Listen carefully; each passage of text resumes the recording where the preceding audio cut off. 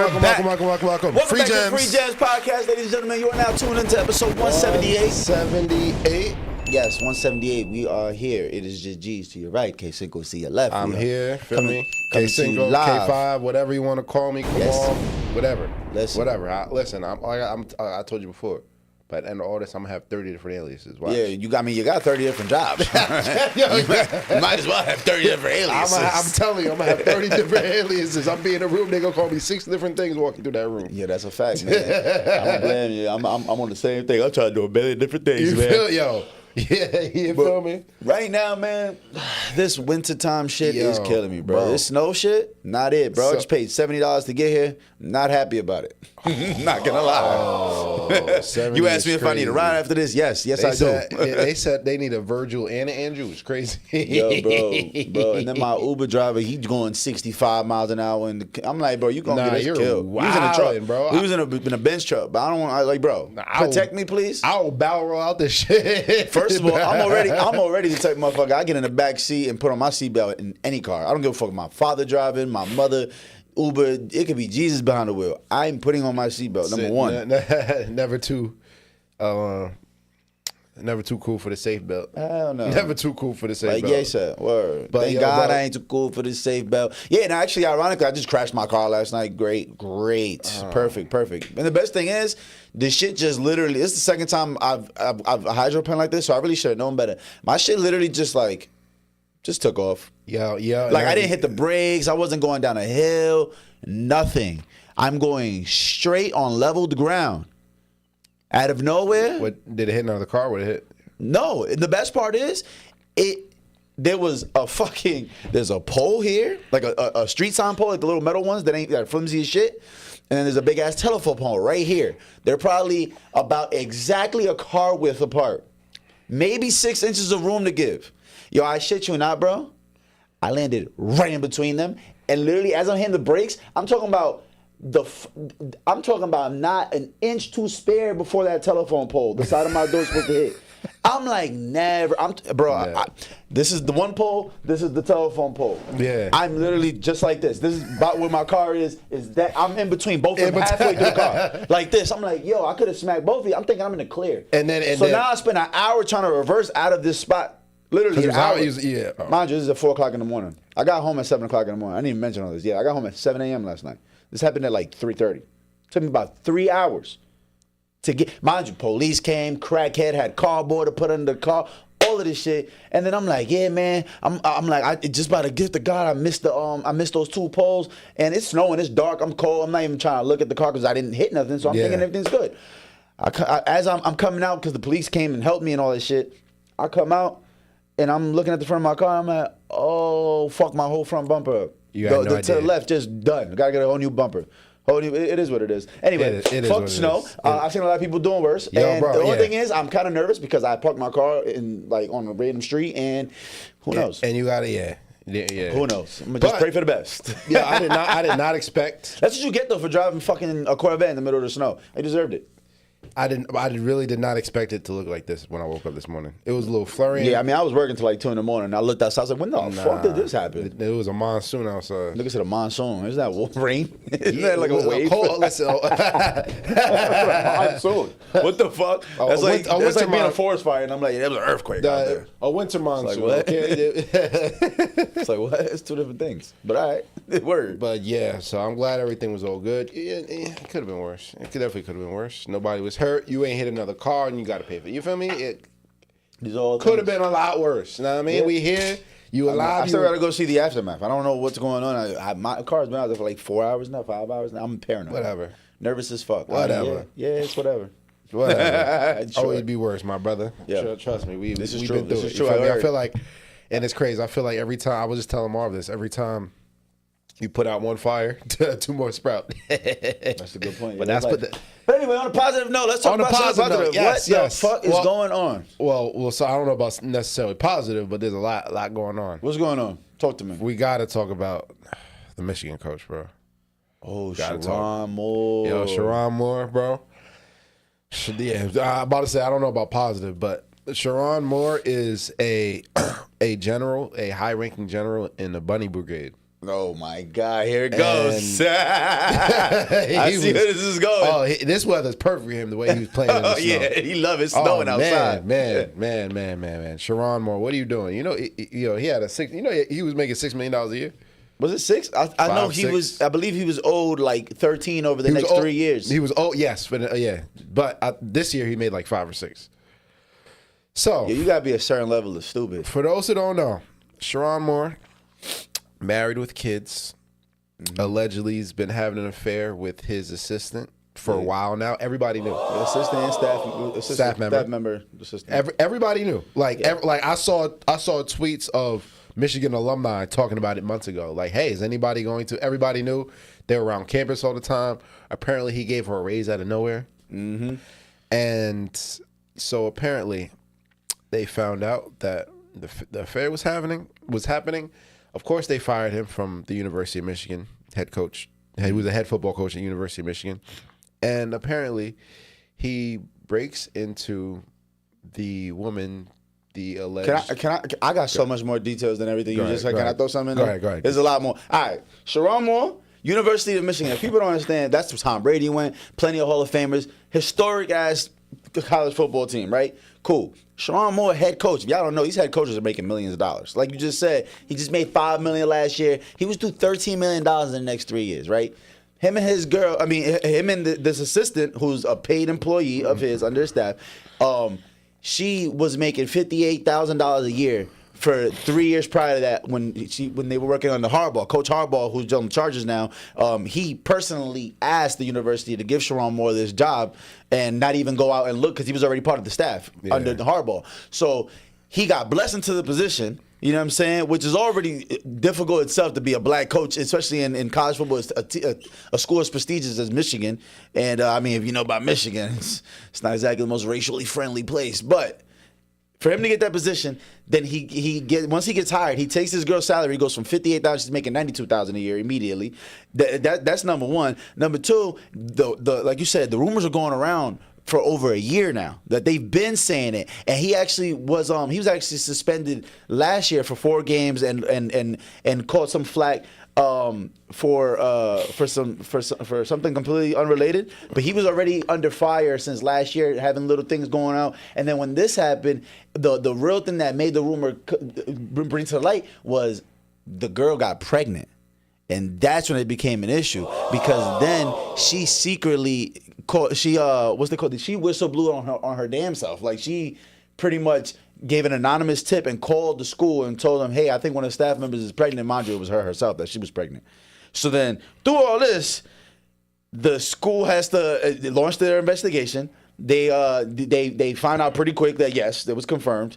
And the best part is last year they had been under investigation for the same thing, and it was confirmed that they weren't messing around. I didn't know that. Yeah, this is why it's like the school's trying to hide it so that they don't have no scandals coming out because, these billion-dollar schools, they're like, yo, we don't want no smut on our name. Let's try to hide it under the rug. And especially after Harbaugh, the whole cheating scandal that just happened. That's exactly what it was. It was for the cheating scandal. Yes, that's why he got suspended 4 games last year was for the cheating scandal, cheating in the game of football. Yes. Not cheating on his wife. This is cheating on his wife now. But I say all that to say, once she found out she was pregnant and they confirmed everything, he pretty much crashes out and he's trying to get her to abort this baby. And of course, she's like, nigga, you make $5 million a year. I'm not aborting shit. Are you dumb? And let me chime in really quick. Please. So apparently he DoorDashed a plan B. Oh, shit. He DoorDashed a plan B. This is important. To the school. Can't say we haven't all been there. And the DoorDash driver recognized him. Oh, wow. He's the head coach, of Michigan. Right. He recognized him. Yeah. So the DoorDash driver was like, wait, you ordering a plan B? So that adds another wrinkle into the whole thing. The DoorDash driver recognized. Obviously, he knows DoorDash driver knew he was mad. Telling is crazy. So that's your own man. That's tough. They probably root for Michigan too. Yo, word, of course. But worst case, the worst part is so he crashes out. Find out he's getting fired. The thing is, it's a breach of contract. So guess who's not getting $13 million? Yeah. I'm not gonna lie. I lose 13 minutes, I'm liable to break into your shit and kill you too. I ain't gonna lie. But he breaks into this woman's house with a knife. No. Talk to me. He breaks into her house. Well, opens a door that was unlocked, but it was still breaking in technically under law. Mm-hmm. He grabs 2 butter knives. Oh, wow. And scissors. Straight crash out. No thinking at all. It's just straight crash out moment. He didn't even know what he was going to do.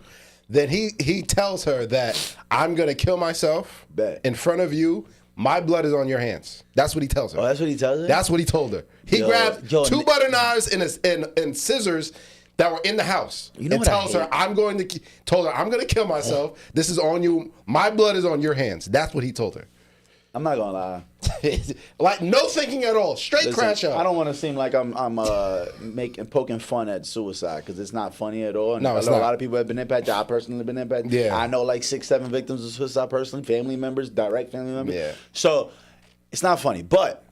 Bro, y'all gotta chill with the I'm gonna kill myself over these problems, bro. It's just a bitch, bro. Relax. He's down 13 million. Chill. Not only that, his family too, bro. Yeah, fuck all that. Kill yourself. Because you want to go fuck around with the snow buddy, the 20-something-year-old snow buddy, and you was a grown-ass man making millions of dollars. You threw all that shit away because you want to fuck with a staff member. There's a billion other women in the world. Matter of fact, there's a billion other young white women at this University of Michigan that it would have been completely fine to fuck with. But no, you want to fuck with your staff member. And you want to fuck with the one with a staff member, and you hold seniority over her. Obviously, you have that's where it becomes a problem. If they were co-workers in the exact same level, it's actually not a problem. It's quid pro quo. Sure, exactly. But if I'm a teacher and you're a teacher, not a problem. Now, if you're a teacher and I'm the principal, there's a problem. So the problem is that you are her employer. You're direct authority. You hold direct authority. Bro, you could have went after any girl in the world, but no, you want to go with direct authority, you piece of shit. And then Michigan, of course, they're like, yo, bro, this is a lawsuit waiting to happen. We gotta wash our hands. We tried last year. We gave you a warning, fuck nigga. We already had you on the investigation. You know what I'm saying? And just like Terry Rozier, stupid ass. Like, we already investigated you. You couldn't just clear shit up. And no, he want to keep fucking with them. You want to keep fucking with the bitch. And guess what? Now she got the baby. You don't got 13 million. And the worst part is she's banking on you getting that 13 million. Why she wanted to keep the baby in the first place? You fucking everybody playing up, all right? You talk about money. He's about to lose his freedom. Now he can face he's going to jail for real? I don't know. Probably. Yeah, he's not going to jail for real. He still got money. He's not going to get the 13 million he got, but he already got 5 million. You can live the rest of your life off 5 million, even half that after taxes. You can live the rest of your life off 2.5 million if you know what you do with it. Well, now we're talking about this. His wife is staying. Child. You talk about she's gone. That's what you talk about. You know what? And you know what the most trifling shit about all of this shit is? You know what really gets me mad? This bitch ass nigga ready to kill himself. All right. It gets me mad because so after all this at Sherrone Moore, after that happened, he fled the scene after the whole I'm gonna kill myself and bloody hands shit, and then went to a church. Allegedly he had intentions on trying to off himself at the church to make an even bigger scene. Whatever the fuck his plan was, I don't know. You know, niggas love the suicide. I hate that shit. When niggas get in trouble with they bitch, all of a sudden I'm gonna kill myself. You gotta come back to me. I'm gonna kill myself. They can do it, pussy. Not the point. The point is, the person who calls the cops for a wellness check, guess who it is? Who? I ain't hear about this. Who else? His fucking wife. The one person who fucking cares. The one person who actually matters. The one person you just ruined it all for. And you got kids. Like, come on, dog. Like, yo. It's one thing to get caught cheating. It's another thing to fuck around and do all the extra shit you did after that. All of that. You can explain shit to the kids. Listen, we're men. We go through these things. You get position of power, and you can try all that. The second, your dad said he was gonna do what? They gotta go to their court hearings, arraignments, like. And you gotta hear like what? Pops, you was about to off yourself over what? Oh yeah, you got in your mistress's crib, bro. Yeah, listen, Sherrone, you did bad. I wish I was Charlamagne so I could give him donkey in the day, because you are the dumbest motherfucker. Oh yeah, he just ruined. He blew his entire life up, bro. And he looks relatively young. He don't even look. He's in his 50s he's like 39. Yeah, 38, exactly. 39, he looks young as fuck. Yeah, 38, 39 is crazy, bro. Yeah, late 30s, I think. That's crazy. He could have damn near went to high school with us. Yeah, he's an idiot. He's a fucking idiot. That shit really made me mad, though. I'm not gonna lie. It shit really made me mad, especially because, like I said, bro, you get into a school like Michigan, dog. The prestige, and like, I mean, the only thing from there is to go to the NFL. Like, bro, you got a career, a whole career. You blew it.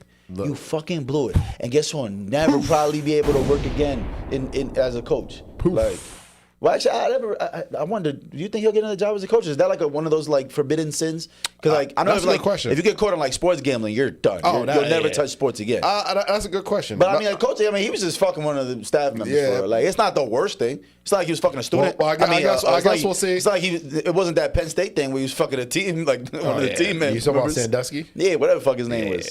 Yeah, it wasn't a Sandusky. He wasn't in the shower with the boys. But we'll see. I guess we'll see. And we'll see what happens with these charges and stuff. Because now they got him on house arrest with a GPS man. Yeah, it's too bad. If he would have just beat her, he could have went to the NFL.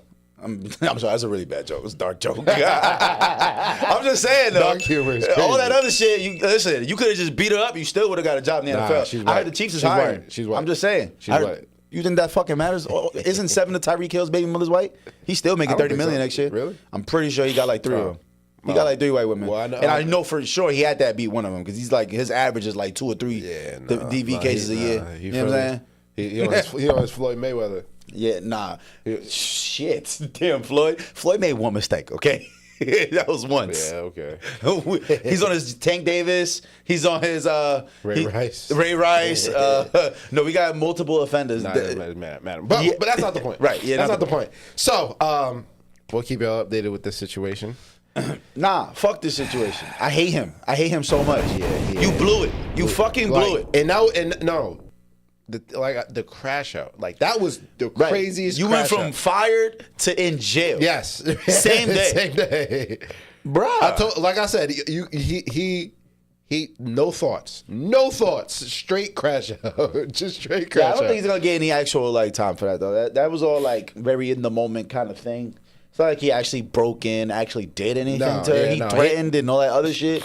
But, I mean, it depends. She could play the victim role and his ass could get done up. Easily. But he do got the bag, though. Easily. Exactly. He got the bag. And his bail was $25K, which makes me feel like this shit is a slap on her wrist. Yeah. I'm going to be $1,000. So you got to put $2,500 up, you feel me? No, you pay the whole $25K. When you got $5 million from last year. I mean, you don't got to pay. You don't pay 10% of $25,000. That's fucking ridiculous. He making that's a game check for him. Not even. Yeah. Oh yeah, $25,000. I'm sure he makes way more than that. $5 million in 14 games. That's like $300,000 a game. Yeah, that's a quarter check. Yeah, that shit ain't nothing to him. He don't do that. Shit is light to him. But so yeah.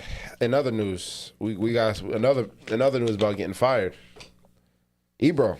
Oh, we got to talk about it. Ebro. We got to talk about it. Ebro. We got to talk about it. See, the thing is, all right, so Hot 97 has officially canceled Ebro in the Morning, their morning show. That was supposed to be like, a top morning show. It was supposed to be competition with The Breakfast Club and all the morning shows across America. It's supposed to be one of them ones. It's Hot 97. Like, I don't know if you remember, Hot 97 used to hold a special place in New York, New Jersey, Connecticut. Hot 97 used to be it. Power 101, Power 105 was like the side. Yeah, exactly. It was like MTV too. It was like the side piece. Like, it was. Or VH1. It was more like a VH1. I was like, remember that? And now VH1's the shit. But yeah. It's kind of crazy because it's crazy. Ebro, if people don't know, he coined himself as a gatekeeper of hip hop. He was very heavy on using his age and his seniority and his knowledge of hip hop. Like, don't get me wrong, he's very knowledgeable. He obviously is very credible in his a lot of his opinions and stuff. But he had this thing where he would always shit on the youth. Kind of like Joe Budden back in the day. Yeah. And Joe Budden had to humble himself as he realized, I have to appeal to these motherfuckers. Yes. And they actually do have something to offer. And they're not going nowhere. This is the youth. You feel they're not going nowhere. I'm the dinosaur. Exactly. I'm going to only get older. There's always going to be a new young nigga that's going to be in a new cycle. And I can't keep hating on all these niggas. I can only hate on Yachty but so long. And Yachty showed longevity. Yachty's had an exponentially longer career than Joe Budden. But that's not about Ebro. Ebro, though, so Hot 97 has to let him go. And his whole his reasoning that he gave was that the higher ups that own Hot 97 and that run all kinds of unions in New York, they're looking to collect some money for a casino, and the casino's being funded through the Israelis or something, if I'm not mistaken. And Ebro's he talks a lot about like whatever the fuck be going on. He's trying to say it's a lot of government shit behind it. And that basically his opinion is being anti-Trump, and a lot of the things that he says doesn't align with the views of the people that are going to be funding the money that the big corporations are looking for to fund this casino. And he's saying that's pretty much what I got out the air. And then you got people like academics who pretty much broke it down as to what's really going on here. And it's like, yo, bro, you're not moving the needle. Your shit gets no views. How 97 has almost 4 million subscribers on YouTube. Their clips on Ebro in the Morning get 5-10K views. Like, it doesn't add up. Nobody's talking about your conversations. Nobody's coming there to, like, the biggest celebrity they've had in, like, the last couple of years was, like, Wale. Or I think JD Vance pulled up, one of the politician dudes. But... like, nobody's listening, and it's just ironic because he used to talk down on all the YouTubers. He was talking down on all the young rappers. He was saying YouTube isn't the real media. All these YouTubers are just random kids with a computer with an opinion. And the very first thing he does when he announces his leaving is make sure y'all go subscribe to my YouTube and make sure y'all tapping in. We got a whole bunch of new stuff coming, and it's like, oh, ain't this the way the world fucking turns? Full circle. The way the tables really turn, Ebro. Full circle. All that down talking and acting like you was this shit just because you running hip hop music at Apple Music. Hip hop at Apple Music. He's like the head of whatever the fuck they got going on over there. But it's just ironic, you know. And a lot of people, even Drake took his time to make sure he pointed out because Ebro's been a firm Drake hater this whole time. And he was like, "Ain't this some shit right here? Like, ain't this some shit right here?" But I want to hear your thoughts and opinions. Have you ever listened to Ebro in the Morning? A little bit. It's a good show. To be honest, I liked it. I never really watched it consistently, but I would watch the takes. Yeah. A little bit. I think it's a full circle moment. I think that what Ebro is saying might have a little bit to do with it as well. Just like, for example, if you were the coach or the owner of a sports franchise, the star player who's selling all the tickets, getting all the jersey sales might get a little more leeway than just a regular role player, you know? So I feel like if he was bringing the views like some of these other shows was as big as they wanted him to be, then they might have let a little bit more stuff slide.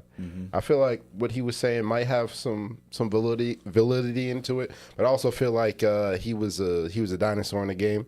And he was very adamant on being a dinosaur in the game, and not necessarily connecting with the youth or the younger crowd. And I think his run was very generational.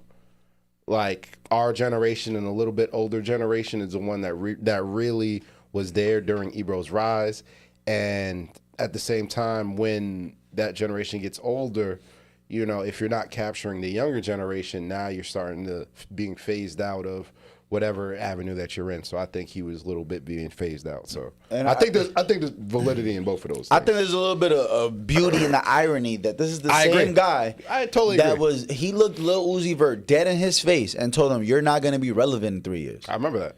He told Lil Uzi Vert, "You'll be gone." And guess what? He dropped 2 diamond songs since that interview. That was like 5 years ago, 6 years. That was like 2019, 2018. He literally told Lil Uzi, "You basically ain't gonna be shit. You'll be fly by night." He said, I think it was him.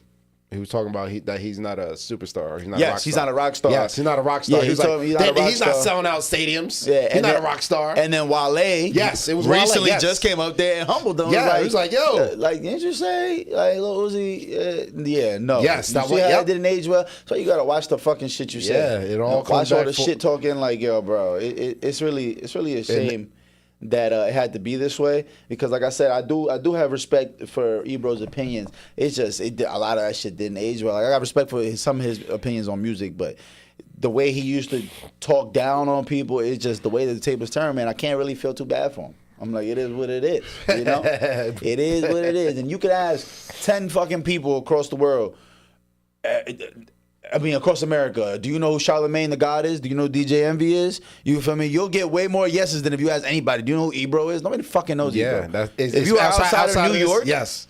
Ain't nobody listening to Ebro in the morning in the middle of Kentucky. Motherfuckers listening to fucking iHeartRadio Breakfast Club. They know who Donkey of the Day. Like, this is what I'm saying. So if you look at their views, everything Breakfast Club do 200-300K minimum. Even their short clippings of their full podcast does well. This motherfucker can't put together 100K views with 20 clips of one podcast. So it's just like, you know, to the way it didn't age well. That's all. You know what I'm saying? But we gonna see, because I don't know. I feel like I feel like I thought the radio was obsolete, but apparently the radio is still fucking thriving. Yeah, no, the radio is definitely still thriving. I didn't realize how many people just don't give a fuck about what they listen to in a car. And honestly, if you're one of those people, I don't trust you. Like, if you don't have an aux, I don't fuck with you. Unless you're like over the age of like 50, then I get it. But even 40, because after 40, you kind of just give up on life. So I get it. If you're 40, you gave up. I feel you. But if you're under 40 and you just listen to the radio every day, serial killer.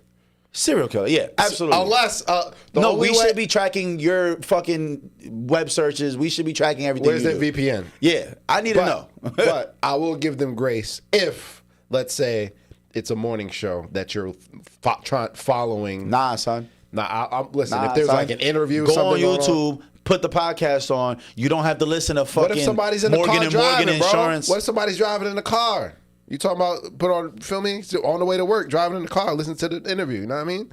I'll give them grace for that. You gonna listen to all them stupid ass? Not me, but Major World. Long Island City, Queens. What's the other shit? Top Dog Law. Yo, that nigga, he's on Adderall. He's up. He's on Adderall. He's up. Top Dog Law. Whoever the fuck is doing that might be on him. Yeah, that's a fact. That's a fact. He crushed up the Adderall and snorted it for sure. Because he's out of his fucking mind. I thought Major World was out of his mind, but no, nobody's out of it like Top Dog Law. But he's up. He's up. Oh, for sure. The fact that we said we're talking about him, he's up. And we don't watch we don't listen to the radio, exactly. But we still know who the fuck this is. Yeah, it's ironic. But speaking of music, did you see 21 Savage album came out?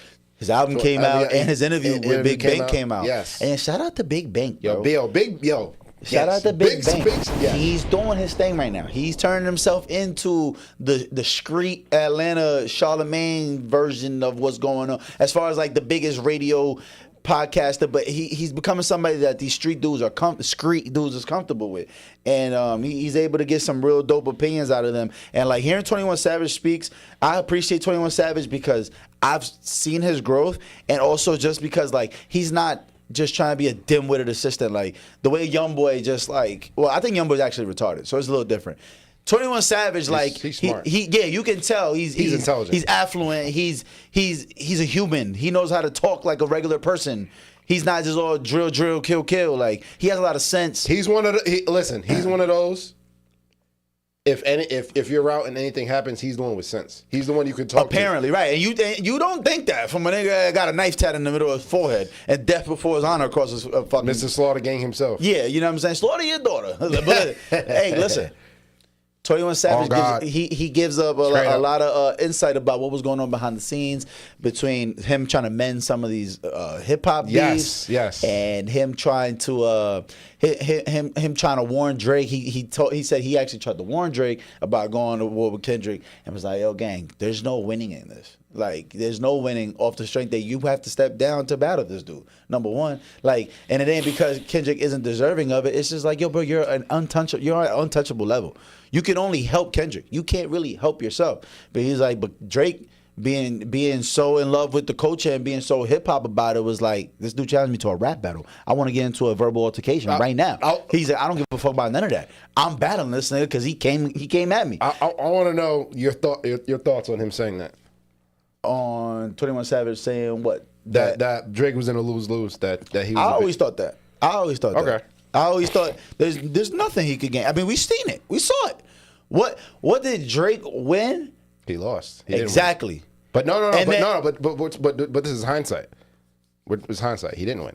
Right. But go ahead. No, but I'm just saying, like, okay, what did Drake do? He lost. Cool. What did Kendrick gain? Everything. Correct. His most relevant year in music, Super Bowl appearance, biggest stream song ever, most sold song ever. But Drake also had a lot to do with it. Exactly. His antics afterwards. I'm talking about throughout the entire thing. Yeah, but it wasn't just they got in the ring, Drake lost, and then he went on about his way. Yeah. Drake's antics after or during the beef has helped catapult Kendrick to this astronomical level as well. Yeah. So it's also his own actions. Mm-hmm. I mean, yeah, I just didn't feel like there was any real winning for Drake, even if he would have won. Okay, like, all people are going to say, this is what 21 Savage said, people are going to be like, oh, he got 100 ghostwriters. It's cool. He got 100 ghostwriters. I'm allowed to lose to 100 people. So, like, I always said, that was my opinion from the jump. Like, yo, you can't really win because everybody going to assume you got ghostwriters. I assume you have ghostwriters. So, I'm not even really taking your shit at face value. I feel you. I feel like that was more important. That was my point more than anything, as opposed to what 21 Savage said is that it was like kind of like a setup where it was like there was no way you could have won. Well, I don't think so. He could have won if he would have had a harder song or harder diss tracks or this and that. But, you know, Kendrick just put that knife, put that knife through him. It's a knife. Yeah, he put that knife through him, no pun intended. And I don't know, man, but I just want to hear your thoughts on.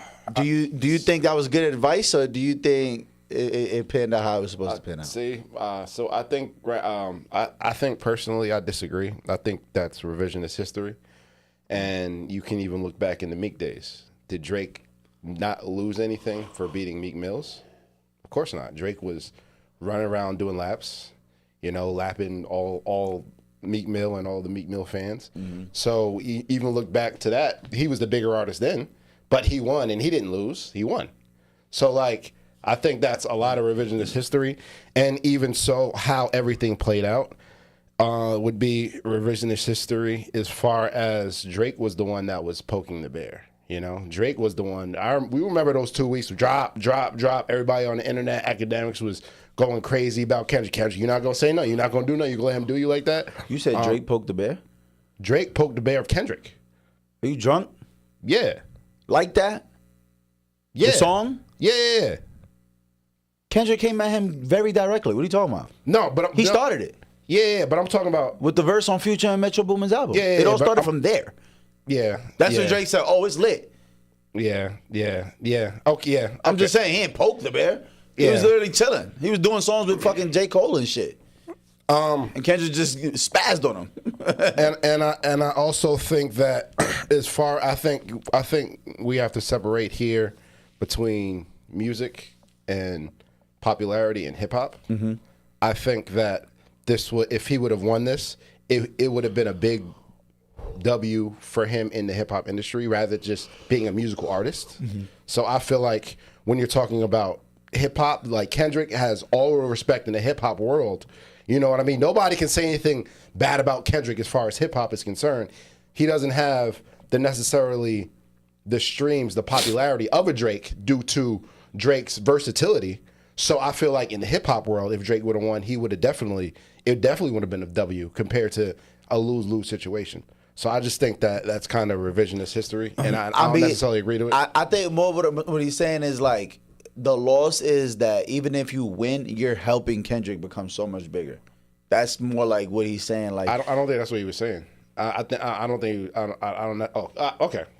If you're interpreted that way, I don't think that was necessarily. Because he was also saying that it's like, how can you say Drake lost if Drake still had the number one? He's still the number one streaming artist this whole year. Every month this year, he's been the number one streamed artist. But we're talking about hip hop. We're not talking. See what I'm talking about? We're not talking about music. We're talking about hip hop, and it's none of those songs for the most part are post beef. That was Drake been buzzing. Drake's songs have always been buzzing. That's what I'm saying. You know, that's a fact. Most of the songs were post beef because he's dropped some hits this year. Whether people want to admit it or not, "Somebody Loves Me" is crazy. That shit. We in Miami turning up another night. That shit took over the world. Which one right now with Central C is going crazy in the club? But I'm just saying. I'm talking about. Sure, they were all post. I mean, pre-beef? Well, I don't think so. Well, a lot of the songs he had post beefs were also misses as well, and didn't do well. And I'm talking about as far as the outlook on Drake for a minute was a little different. And like you said, like I was talking about, there's a difference between hip hop and music. Mm-hmm. You know what I mean? His songs doing circles. Did he really lose? Yes, he lost. Yeah, everybody knows he lost. See, that's what I'm talking about. You have to separate hip hop and music. Those are two different conversations. So I just feel like that, like I said, going back to the Meek Mill situation. He beat Meek. Did he lose against Meek because he beat Meek and he was the bigger artist? No, he won and he won. So I think that I don't necessarily agree with that take. Is what I'm saying. Nah, I feel you. I feel like it was a much different time period though. When I don't think it would have mattered. But I feel like somebody would have said that regardless. If he would have lost to Meek, they would have said the same thing. You in a lose-lose situation. They would have said post battle. You know what I mean? It would have been hindsight 2020. They would have said that about me. You would have lose, bro. You know. That's all I'm saying. They were asking 21 Savage how he felt about the whole Gunna situation, and he even said like, I don't feel like Gunna all the way told. Like he did something wrong, but he can't really say he all the way told. And he apparently he tried to mend that relationship a little bit between Gunna and Thug. And even Big Bang said, I put both of these motherfuckers in a group chat that not a word was said from either side. He said, I put a little invitation of what this conversation was supposed to be about, and nobody replied. So it seems like that's far gone. You know what I mean? He also said that he had a conversation with Gunna about it, and he basically said, like, I saw a clip where I didn't see the whole interview. I didn't see the whole interview, but he also was saying in a clip that I saw that he spoke with Gunna. He was like, "Listen, bro, like, you know, you my boy and everything. I love you, but you told, you know, and we don't do that over here." That's what he said. That's what 21 was saying, and he was saying how necessarily he didn't tell, but you know that the state is putting together a case, and you helped them with their case, talking about how YSL was doing criminal activities. You know, that's not necessarily pointing a finger or anything, but at the end of the day, he said, I told him, he said, I love you, but at the end of the day, hey, you did what you did what you thought you had to do. And yeah, I feel like 21 is very smart in general. It's that British shit. that's British, you're not American. You seen he came at 6'9" and 6'9" responded? What did he say? Why are you coming at 6'9"? Leave 6'9" alone, bro. You can't win against 6'9". He has no respect. He has no self-respect. No, not at all. About nothing. But he was basically talking about 6'9". He was like, yeah, you see, the conversations came up and said, can the internet make or break an artist? And he was like, yeah, the internet can make or break an artist. At the end of the day, artists, their saving grace is the people at the end of the day. And he was explaining how 6'9", what the internet did 6'9". Now he didn't name him by name, but he was like, now he's doing all these streams in this media run, but he's not making nearly as much money as before. And do you see 6'9" response? I seen him dressed like Paul Revere. Yeah. In his backyard. It was it. That's all I saw. So yeah, it was basically trolling. So, and you know what's crazy though? Like, I know people hate 6'9", but I'm gonna be honest. He's like, before the Drake stimulus package to 21 Savage, he's like exponentially more successful than 21 Savage. Like, it's not even close. Like, it's laughable. Most rappers compared to 6'9's musically, career, numbers-wise, laughable. Yeah, like, I agree. Like, if you look at his factual numbers, yes, of how many platinums across different genres, in different languages, niggas can't compete. I'm not gonna lie, the more I've been watching 6ix9ine's content with Vlad and they going into in-depth and breaking down actual facts and shit, it kind of is kind of crazy. Like, yo, we just don't like 6ix9ine because he's Mexican. I'm gonna be real with you. Gunna's telling out the Barclays. We don't like 6ix9ine because he's Mexican, and also because of the way he went about shit. I'm about to say the way he went about shit. I was about to say I don't think it has anything to do with being Mexican. I think it has a lot to do with it. I don't think so. I think so. I think so. I think it was more so his antics or who he was. Gunna. He tried to separate himself immediately from the streets after he got out. But not only that, Gunna was somebody who was loved in general. 6ix9ine created all these problems with so many people. The way he used to talk about people, you know what I mean? Like, all the beefs he would jump into and trolling, you know what I mean? Like, he was, you either loved 6ix9ine or you hated him. Nobody hated Gunna, is what I'm saying. You feel me? He wasn't the villain in general. Even before the snitching, right. He was never the villain. Nah, yeah, that's a fact. You feel me? So I don't even think it has anything. Villainized himself. Yes. So half of the public off rip. So I don't even necessarily think it has anything to do with him being Mexican. You feel me? Yeah.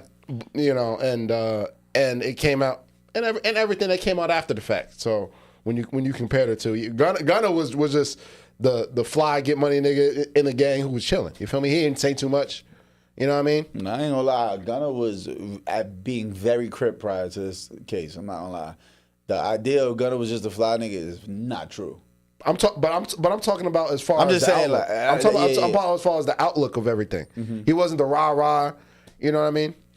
If you watch that King True video, I couldn't tell you the difference. I couldn't tell you that. Oh, see, I'm not. Watch the King True video. Gunna's the one in the back. Neighborhood, code red. Like, what is happening? He was the leader of the Crips in that video. I'm just talking about the outlook of it. I'm just talking about the outlook. The of nigga it. name is Gunna. Yeah, not Squabble Up. The nigga name is Gunna. But whatever. I mean, I could be tripping. I just think if you compare the situation, 6ix9ine has championed being the villain. It's just like in WWE. Yeah. Everybody loves to hate on some. You know what I mean? He was the one that people love to hate on, and he created that in himself. I mean, the only thing I was really even getting at by trying to like fake defend 6ix9ine is just the idea of him being broke. I think that shit is laughable. Like 21 Savage has no idea what the fuck he's talking about. Oh, he said he's not making us money. That's what he said. I'm just talking about what he said in the clip. He wouldn't owe the IRS $8 million if he was broke. You don't owe the IRS $8 million because you don't have money. You don't have money. Sorry. Well, technically you can if you spend all your money. True, but he's been paying it back. He just paid back like $4 million. Oh, see, I don't know anything about that. That's why I'm like, and like he was explaining like why all his cars got liquidated, his jewelry, all of that shit. He was like, it was either that or go to jail. He said, I either started the liquidation process to avoid going to jail, or I go to jail and still have to pay these motherfuckers. Yeah, still got to pay. He's like, so what would you do? You gonna sell all your shit? Because that's the only way they would have took him as a serious person that was willing to pay back the money. He had to accept liquidation immediately. Yeah. He said that's the only reason. Or you want to go to jail, still have to pay them and keep everything. No, you can have that. Now, you're not going to keep shit because you got to sell it anyway. You're going to have to sell it because now you pop. He was like, go ahead. You can have that. Yeah, exactly. So people were like, oh, 6ix9ine's gone, bro. He's like, no, I'm just not trying to go to jail.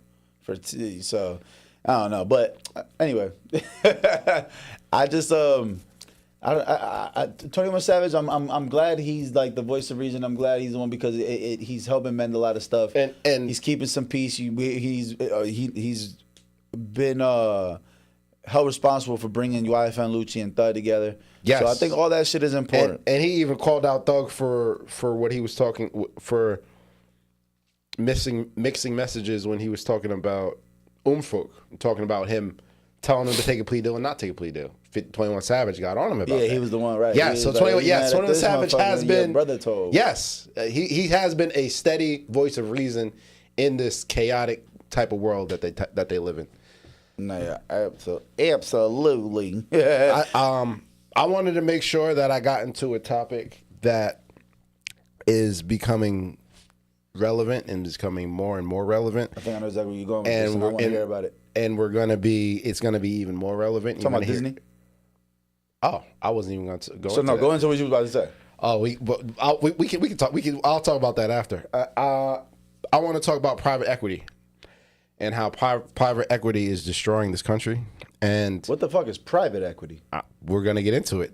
And just like in the crash of 2008 with.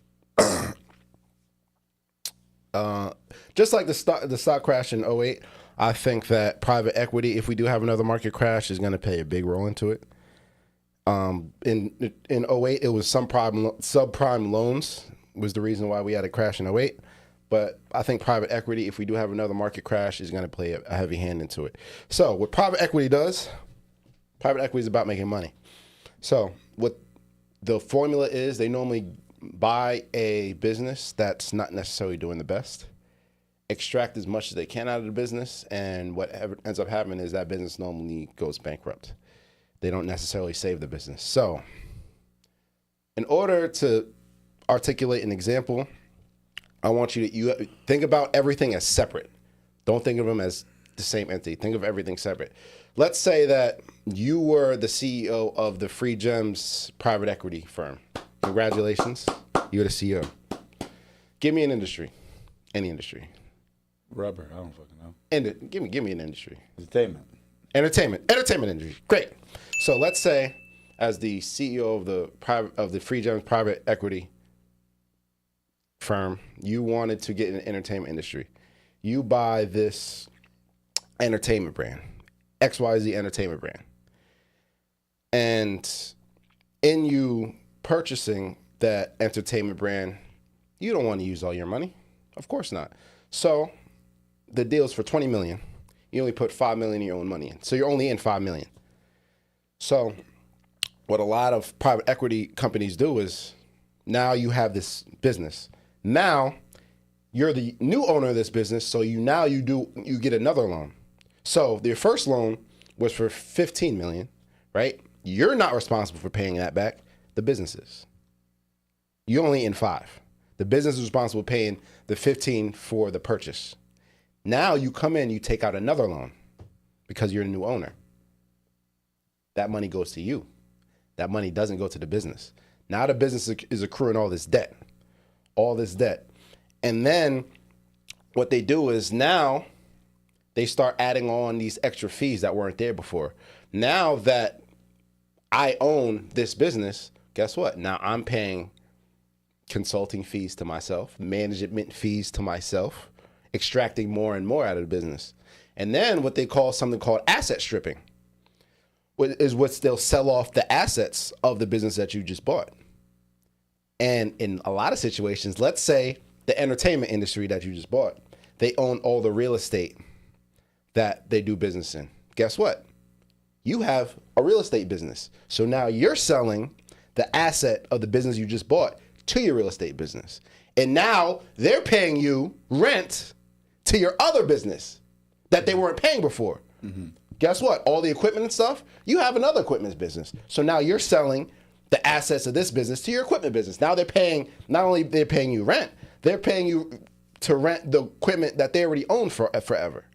It's called asset stripping. You're literally stripping out the assets of a business. And this has happened to Payless. This has happened to Sears. This has happened to Hooters.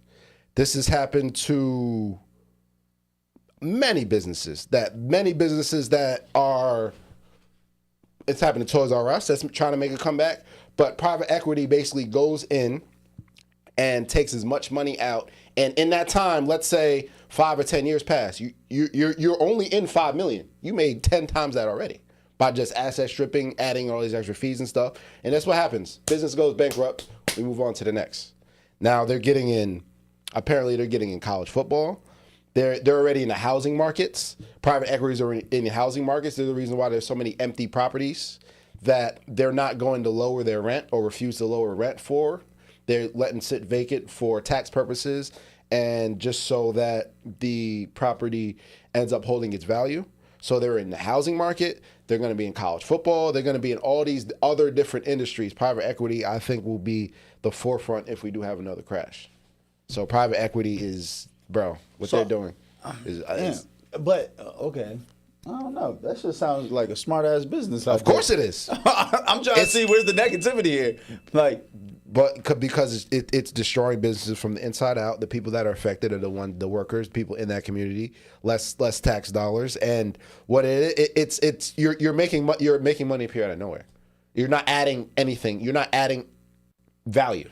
Not adding any value to anything. You're literally making money appear out of nowhere. Anytime you make money appear out of nowhere, it's bad for the economy. No matter where it is, no matter what sector it is, you're a government. You want to print more money because you don't have a lot of money. That's going to devalue the currency. Mm-hmm. Anytime you're creating money out of nowhere without adding any value, for the long term, it's normally bad for business. That makes sense though. You know what I mean? But they're making money. So you're only in that initial $5 million. Now you're adding all these extra fees on top. Now you're selling off the assets to yourself or to other businesses, and you're raking in the money. The business is not benefiting from it. They're starving these businesses. Red Lobster, they did the same thing to Red Lobster before they come back. Yeah, so every business you named, I'm like, oh damn, all those businesses. Kmart, all the businesses are huge and went out of business. Kmart, same thing. Kmart, Sears had their own. I think their own, like refrigerator and dishwasher. They had their own brands and stuff. They sold those. I'm telling you, as they come in, extract as much money from that business as they can. Business goes bankrupt, they move on to the next, and they buy up all these different businesses, all these different industries. Like I said, real estate. They're the reason. They're the reason for part of the reason for the housing market the way it is today. So, my prediction is if we do have another crash, that private equity will be in the forefront of it. That's interesting. It's business. It makes sense business wise, but you're creating money out of nothing without adding any value, actually decaying value of the business that you're buying. Does that make sense? Makes a lot of sense. I'm trying to figure out how we could do that. That's all I've been thinking about. Is like that makes so much sense. It makes sense. That's exactly what I'm supposed to try to do. But it's not. But it's not good for the long term of any economy. For the long term outlet of anything. So. Yeah, and then when you're talking about those big businesses that are dealing with billions of dollars, it's big. It makes a really big difference. So I can see how. I can see how that is definitely an issue, but. So when you hear private, I'm telling you, it's been a thing for a few years now, but it's going to be a lot more common. Private equity is going to start getting in touching everything, and a lot of stuff that private equity touches goes up in flames and decays, and they pull out and make more money, and then buy something else, and then buy something else. It's not about improving what you're buying; it's about extracting. Guess what? Now I'm managing this. Now you're paying me a management fee. You're paying me a consultation fee. You're adding fees and stuff and adding on debt that wasn't there before, not even to approve the business. I'm gonna question. Do you think the owners of like Radio Shack, the Sears, Red Lobster, all that shit, are they poor right now? What do you mean the owners? Well, there is no Radio Shack. Radio Shack is out of business. Right. But I'm just saying though, whoever owned Radio Shack, Models, those people actually live close to us, used to. I don't know. Are they poor? That's a good question. I don't know. Well, I don't know necessarily if private equity touched Models, but I don't know if they sold it beforehand or they filed for bankruptcy. I don't know. I think it was a trick question. What I was asking, I think it was rhetorical. Of course not. Motherfuckers is rich as shit.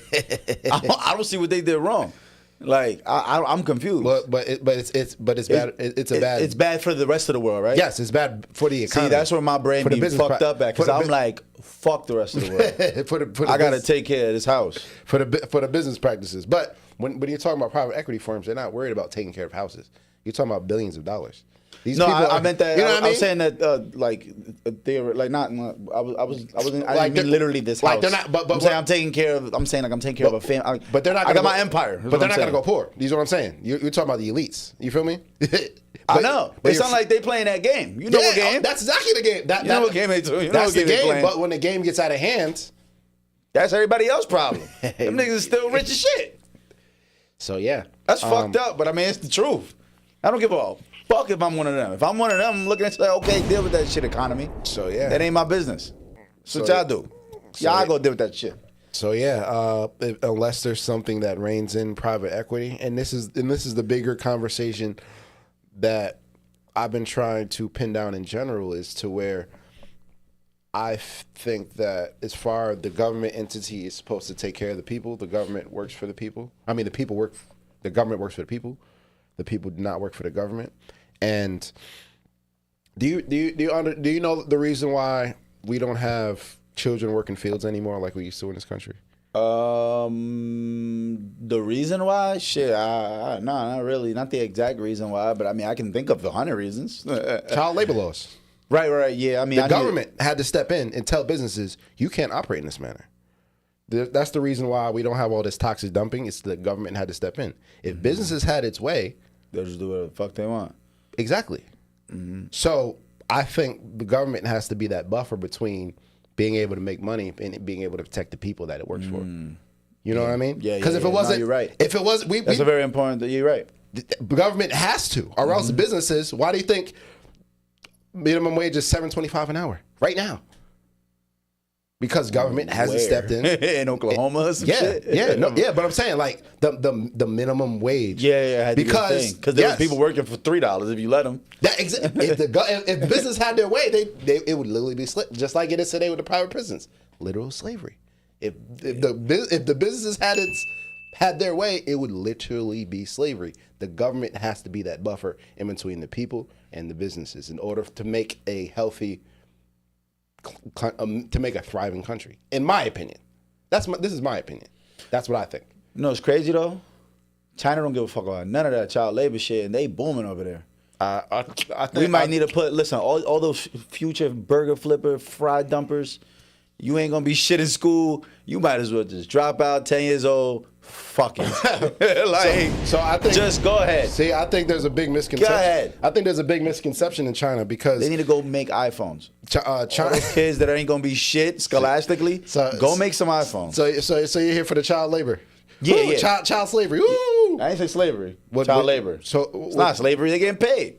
Do you think they're getting paid and exploited?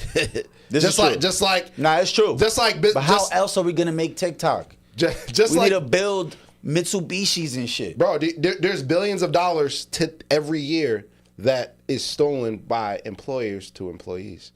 It was based off of. We could talk about overtime mistreatment. We could talk about workplace. We could talk about break mistreatment. Billions of dollars every year collectively. And if they had it, it'd be $1 trillion every year. But there's a misconception in China. China has an elite class. They have billionaires. Of course. But the difference between China and the U.S. is the billionaires, they don't have any influence over the government. You can't buy your way. No. You cannot buy your way into the government. Politicians don't sign up to be politicians and get rich in China.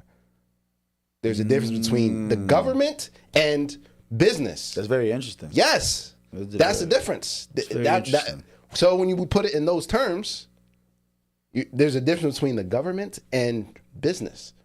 And of course, every society needs business in order to thrive. But at the end of the day, the government, in my opinion, needs to step in to be that buffer between the business and the people. Because the government needs to protect the people because it works for the people. Yeah, no, that they don't. You can't buy your way.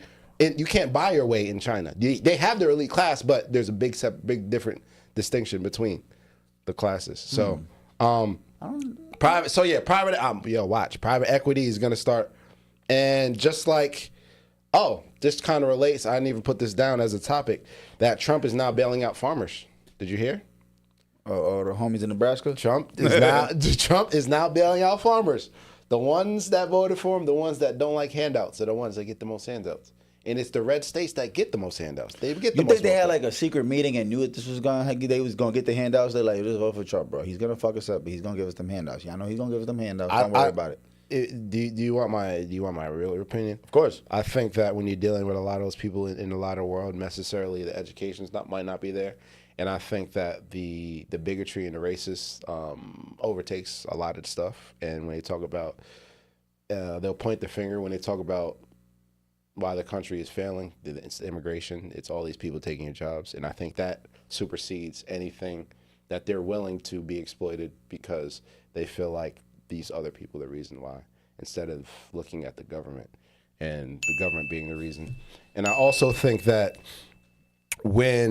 so what's going on is J.D. Vance, the vice president, he has stock in this private equity farmers business where they buy up farms. So, and this year, a lot of farms have been overtaken. So far this year, a lot of farms have been sold to bigger corporations. Right. So now the bailouts come, and guess where a lot of those bailouts going? To the corporations that bought these farms. It's all a game. It's all a game. All a game. It's all full circle. I just wanted to point that out. Since we're talking about private equity and stuff, J.D. Vance has a hand in the agriculture part of the private equity sector. It's all a fucking game. That's what it sounds like. It's all a game. It's all a game. Like. And I'm so happy for these farmers that I hope they go homeless. I'm tired. I'm tired of feeling sympathy. I can't feel sympathy anymore when you're looking at the real world and what's going on in the real world and real people being affected by the way people vote. And I think that we need to hold people accountable for their vote. And I think that a lot of people, I've seen a lot of people talk about stuff not mattering and stuff when you look at in the reality and people that actually getting affected and ICE being in Englewood and snatching up people on the streets. You know what I mean? Like when people's actually lives are being affected, and I'm talking about citizens as well. You know what I mean? I think that we need to hold people accountable, and I can't feel empathy for people that don't have any empathy anymore. I'm over it. Nah, I definitely feel that for sure. It's definitely, listen, you reap what you sow. It's what you wanted. Stay on that side. Stay on that side. So real quick, because I know we got to wrap up. Of course. Could you help me understand what OpenAI is what's going on with OpenAI? So OpenAI and Disney just formed a partnership, and it's about to be kaputs. It's about to be kaput for all the creatives, all the entertainment spaces. Yeah. Oh yeah. So they're gonna be putting out shorter form content with a lot of the stuff Disney owns, as far as princesses, Marvel, all that stuff based on OpenAI. So now your storyboard writers, your illustrators, your voice actors and stuff, they're not going to be a part of these projects. So this is how it starts, and it's going to go downhill from here. I think that we really might be losing the arts in general. The arts might be the beginning of the arts being lost to AI. So I want to know your thoughts. Honestly, I'm terrified. AI got me fucked up, bro. Honestly, the way this shit looking on Twitter, bro, I'm reacting to shit just to go in the comments and be like, this is AI, and then people pointed out why and how, and I'm like, yo, you're right. Bro. I saw a Lamborghini get into a car accident and slide under a car, fall into a lake, and it took me like 5 tries to look at it and realize, yes, you have to double, triple take on certain videos. Yeah, I can't and then even go through the comments, take all the context. Yes. Like, oh yeah, you're right. The windshield would have cracked by the time it hit that car. You're right. It wouldn't have had a perfectly fine fucking front bumper by the time it hit 2 cars and landed in the lake. And, like, just the dumbest shit. And what's scary is, think about the implementation into politics or into criminal law. AI videos, AI snippets. Yep. Or it might say one thing, but you switch it to make it say something else. Yep. The outlook is absolutely scary. So Disney is partnering with OpenAI, so they're gonna start doing a lot of that, and then guess what? That's gonna kick in the door and open the door for them to do longer form content, movies, series, and stuff. And who's going to be affected by this is the actors, the writers, the storyboard guys, the directors, the illustrators are all going to be hundreds of thousands of people. We're gonna seep this into the music industry as well. Producers, artists, everything. Yeah, you're right. I'm telling you. Fuck a type beat. I'll just make AI make a type beat. What? This video, I can. What? Why do I need to shoot a video for? I can have AI make this video. I've seen that. People are making AI music videos left and right now too. So and we can't, like, we're millennials. It's hard for us sometimes to tell the distinction of certain. Think about these boomers. I see videos on it. Like, it's funny how a few years ago, like a boomer would send. It was a running joke online. A boomer would send a video like, that's AI. You can't. Now we can't even tell the difference. Yeah. We can't even tell the difference between. So and as far as get better too. And I'm talking about as far as identity theft and everything. Like AI can be implemented in all these different things, and how quickly AI and as far as AI in these data centers. I don't know if you know what's going on about these data centers, but these data centers are been sprouting up all over the U.S. And they use a lot of power, and they use a lot of water, and a lot of cities' resources are being diverted to these data centers, and a lot of the citizens are the ones paying. You see people's electric bill going up. You're paying for the data center, so you publicize. Just like everything else in this country, you publicize the funding and privatize the profits. Same thing. Sounds about right. It's socialism for them, capitalism for everyone else. In about 5 more years, we're not going to be real people. We will be AI. So this will be brought to you from the metaverse, live from Mars. But on that note, we got to get up out of here. Yeah, we got to get up out of here. This has been the Free Gems, episode 170. 178, yes. 178. Thank you guys. Comment, like, subscribe, tell a friend, and thank you guys. We out of here.